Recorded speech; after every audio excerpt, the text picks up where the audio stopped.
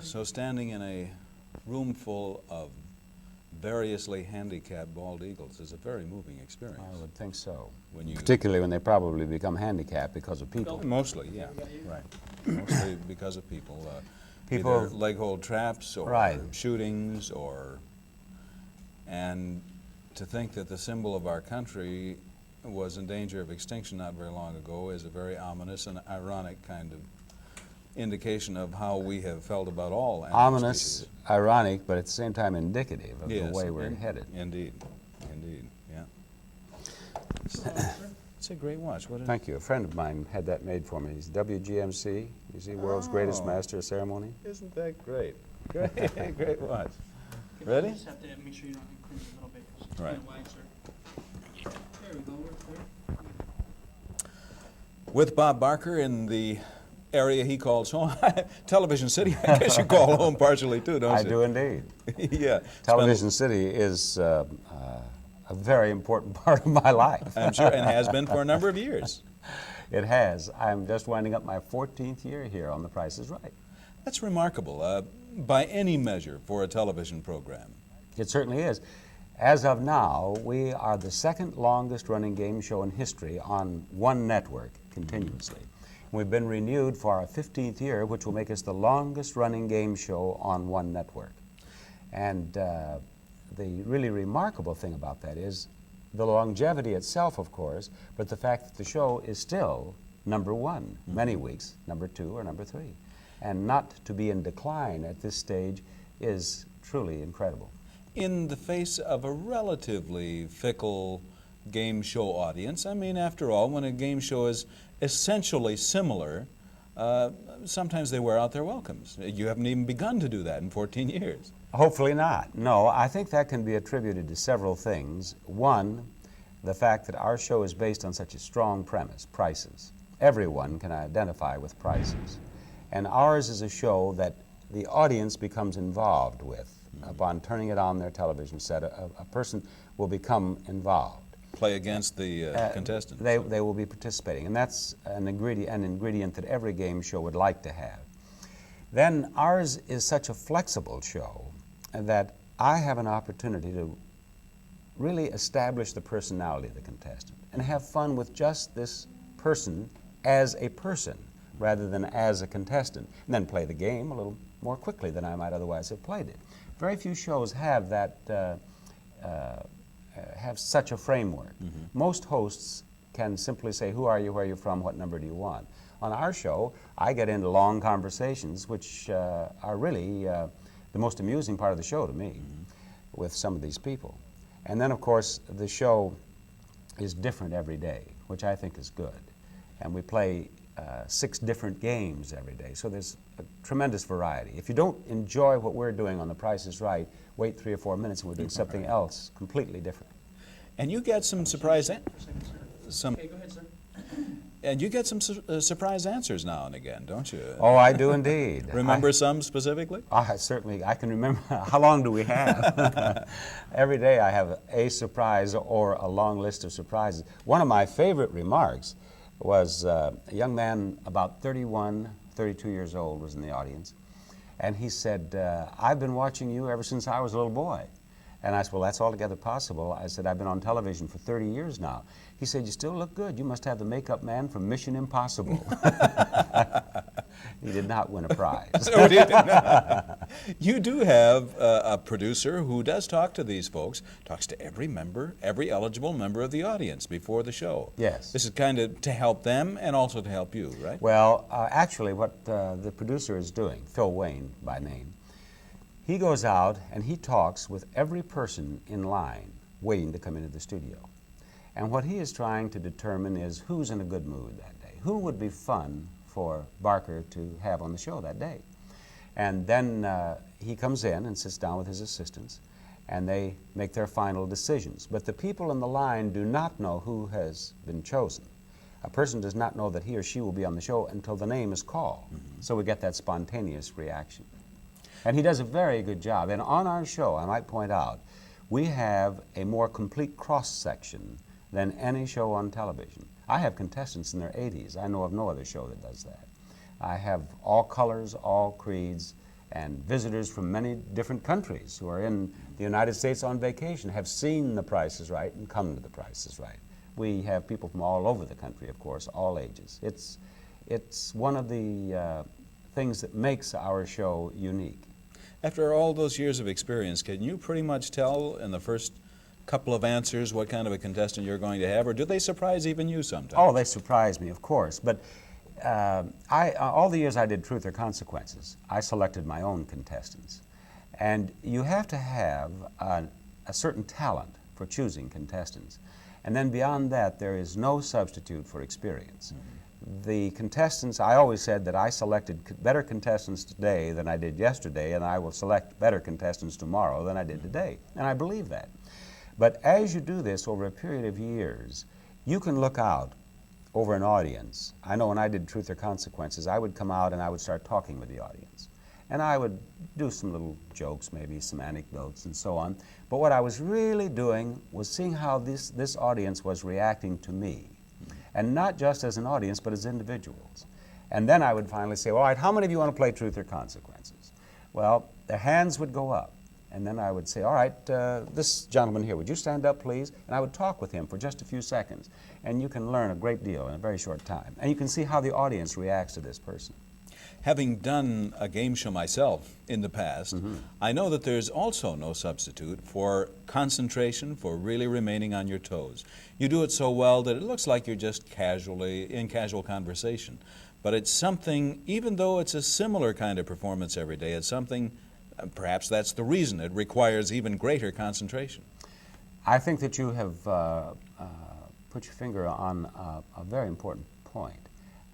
And you're very discerning too. Of course, since having done it, you would understand that you can't go out there thinking about something else. You can't think about something that you were doing yesterday or something that you're going to do tomorrow, because this whole thing can explode in your face so quickly.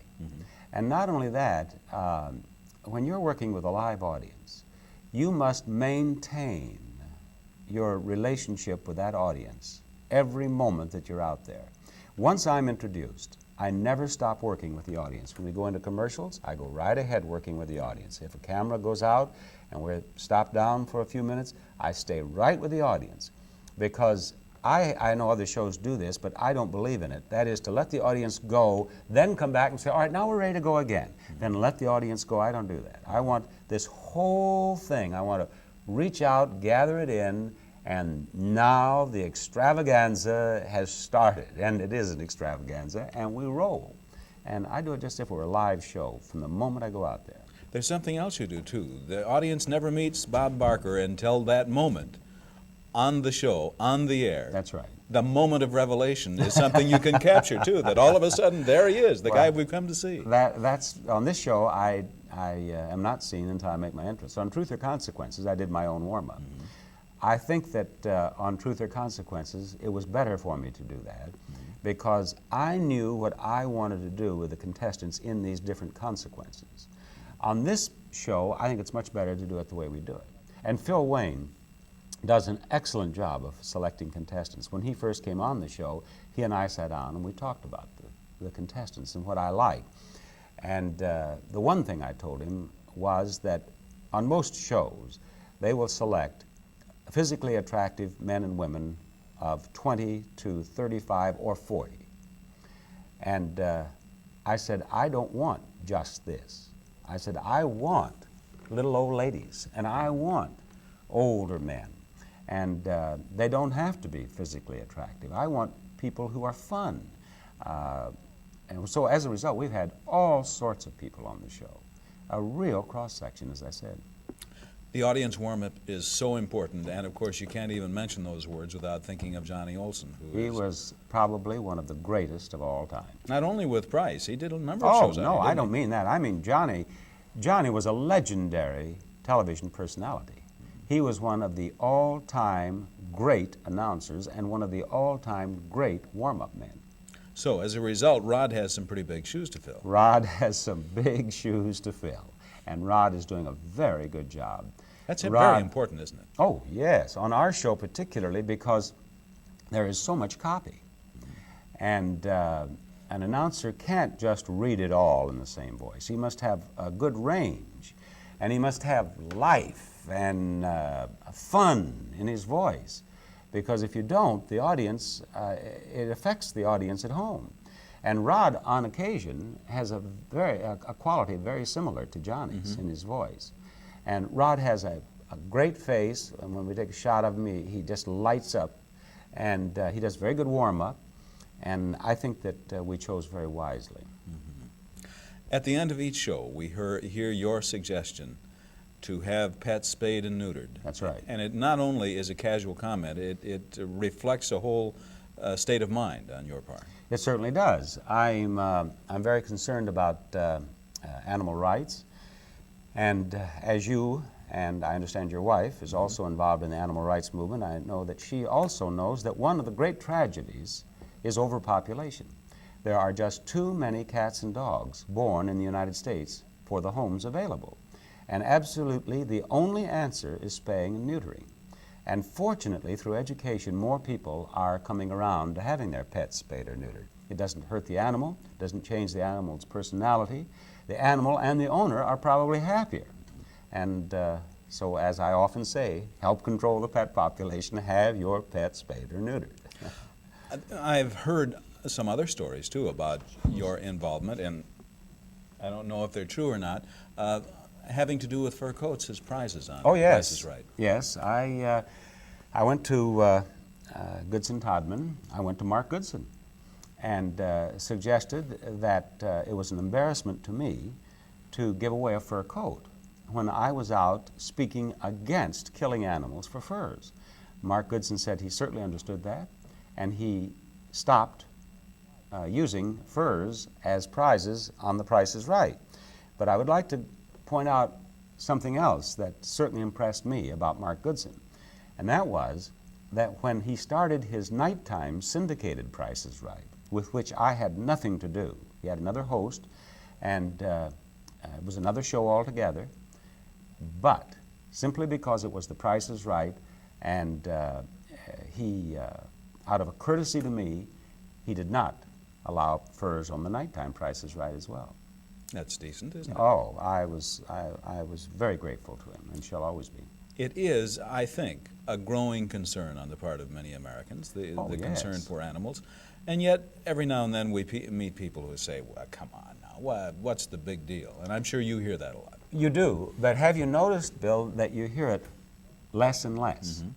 A very healthy thing is happening. More and more people are becoming aware of animal rights, and it's a matter of education. And the only way that we can educate the public is through the media. And the more conversations of the type that we're having right now, the more that we have, the better off we are. The more rapid movement for us will come. I'm wording this very badly, but what I'm trying to say is the animal rights movement will progress more rapidly with the help of the media. And as people become educated, and as they become aware of the tragic exploitation of animals in our country and the world, then they're going to demand of their legislators, of their representatives, that something be done. So it's education and then legislation. I think we've seen evidence of that in the, right out here, just last week, I saw a big whale watching expedition. I understand that they're making more money now taking people out to watch whales than they ever made on whaling when they were killing the whales. They probably are. Now, of course, that is also a delicate subject, because they are taking people out, and if it were done exactly right, I suppose it would be perfectly all right. But they're getting so close sometimes that they're frightening the whales, and they're causing a problem there, too. But whaling should stop. That's archaic. There's no reason to be taking the lives of these marvelous mammals. And if you've spent any time anywhere near them, at any time in your life, yes. you can't help but be terribly moved. Absolutely. Absolutely. To get back to our reason for being in this building, Price obviously has a long future in front of it. These people, we just went by a crowd down there waiting in unbelievable anticipation. Do you ever feel a little intimidated by all of that expectation outside those doors? Well, sometimes when I come through the doors and I'm greeted with this this wonderful welcome. I have said, gee, I hope you feel that way about me in another hour. I guess on the show that we recorded the other night, we can edit this up, where the lady won $10,000. Yes. You asked her for a comment. She said, "We love you." Yes. And you remember what your line? No, I don't remember what I said. Did you love me that much before you Before you got the $10,000. $10,000. Is money still the favorite gift on Price? I don't know. I would imagine it would depend on how much money. When it's $10,000, it's certainly one of the favorite gifts on The Price is Right. And cars. They love to win those automobiles. But who wouldn't love to? Yeah. I'd love to win an automobile. Tell us just a little bit, because we did go through the storage areas back here, Yes. where you keep all the prizes. It is an incredible area. Yes, it is that. We have gifts, of course, that are given to us. If they're $500 or less, we probably get them for the advertising that they receive on the show.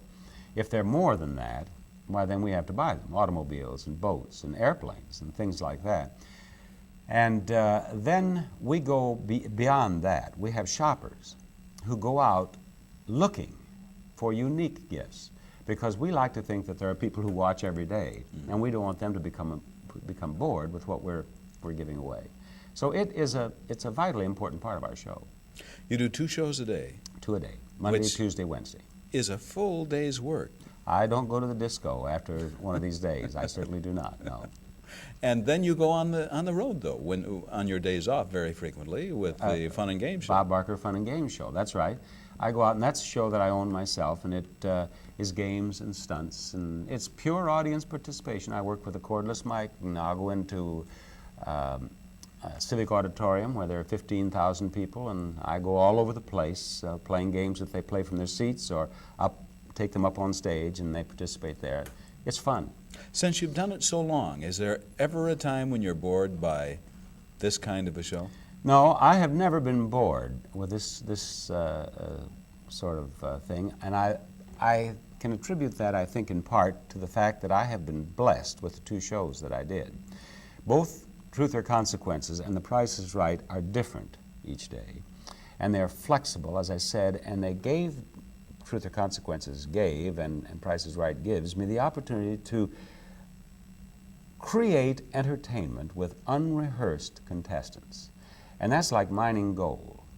You start digging away, and you never know when that little nugget will pop up. And when it does, and the place explodes with laughter, why, you can drive home that day feeling, well, it may not have been a no-hitter, but I struck out 13 of them today, or, you know.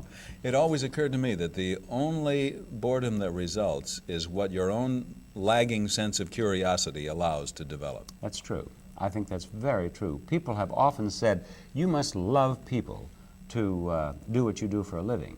Well, I do love the nice people, and I probably am no more fond of the people who are not nice than anyone else. But I am curious about people. And I genuinely enjoy taking someone out of an audience and probing quickly and finding where he or she is confident. What areas do they enjoy discussing? How can they come across as well as possible on television? It's been said that I earn my living making other people funny. And I think that's a pretty good description. Bob, I know you have to go back to work. We appreciate it very much, and welcome back to the Twin Cities with your Fun and Game Show whenever you have a chance to be in that area. Thank you. Thank you. It was a pleasure talking with you. Couple questions real quick, sir. Now, Where are you from? Twin Cities, Minneapolis. Oh, now you see, I thought he was from Milwaukee. You said he was from Minneapolis, didn't you? I think originally that's Yeah, what it yeah. said. And then we got the idea you were from Milwaukee. No, Minneapolis. Yeah, I was in Minneapolis and did Yeah, the Fun and Game Show out there at what is the name of that? Sports Center. Sports Center. We sold out. I'll have to come back. Yeah. And you had...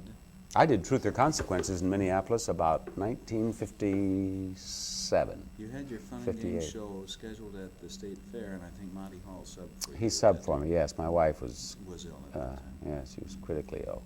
And Monty came and did it. That's right. As a matter... What was it? Phil. It was the old fellow, Phil. Wasn't that Phil Pillsbury? Yeah, right. Yeah, I guess was the older one. He was a delightful. His two sons are the ones I've known best. Phil was, he's dead now, but he was there for many years when I did it. And he was a delightful gentleman. Yeah. They had some very nice people there over the years. Actually, both Pillsbury and General Mills are good. Oh, General Mills, yeah. Very decent people.